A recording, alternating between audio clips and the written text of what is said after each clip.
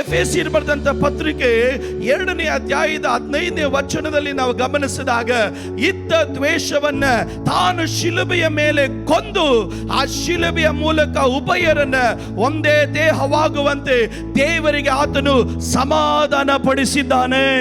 ಸೈತಾನನಿಗೆ ನಿನ್ನನ್ನು ಕಂಡ್ರೆ ಬಹಳ ಪ್ರೀತಿ ಇಲ್ಲ. ಮನುಷ್ಯರನ್ನ ದೇವರ ಕೋಪಕ್ಕೆ ಗುರಿಯಾಗತಕ್ಕಂತ ಸ್ವಭಾವಗಳನ್ನ, ಜೀವಿತವನ್ನ ನಡೆಸುವುದಕ್ಕಾಗಿ ಅವರನ್ನ ಪ್ರೇರೇಪಿಸ್ತಾನೆ. ಕಾರಣ ಇವನಿಗೆ ಒಂದೇ ಒಂದು ಆಸೆ, ಅವನ ಆಳ್ವಿಕೆ ಮಾಡಬೇಕು. ಆದ್ರೆ ಅವನ ಆಳ್ವಿಕೆಗೆ ಅಡ್ಡ ಬಂದವರು ಯಾರು? ಈ ಮನುಷ್ಯರಾಗಿದ್ದಾರೆ. ನಿನ್ನನ್ನ ದೇವರ ಕೋಪಕ್ಕೆ ಸೈತಾನನ ಗುರಿ ಮಾಡುತ್ತಾ ಇರಬೇಕಾದ್ರೆ ಈಗ ಶಿಲ್ವೆ ಒಂದು ಸಂದೇಶವನ್ನ ಕೂಗಿ ಹೇಳುತ್ತೆ. ಕೋಪಕ್ಕೆ ಗುರಿಯಾದಂತ ಮನುಷ್ಯನನ್ನ ನನ್ನ ಯೇಸು ಸ್ವಾಮಿ ತಾನು ಏನು ಮಾಡಿದನು? ಶಿಲುಬೆಯಲ್ಲಿ ಆತನು ತೂಗಾಕಲ್ಪಟ್ಟಾಗ ದೇವರ ಪ್ರೀತಿಗೆ ನಿನ್ನನ್ನು ಆತನು ಗುರಿ ಮಾಡಿದನು.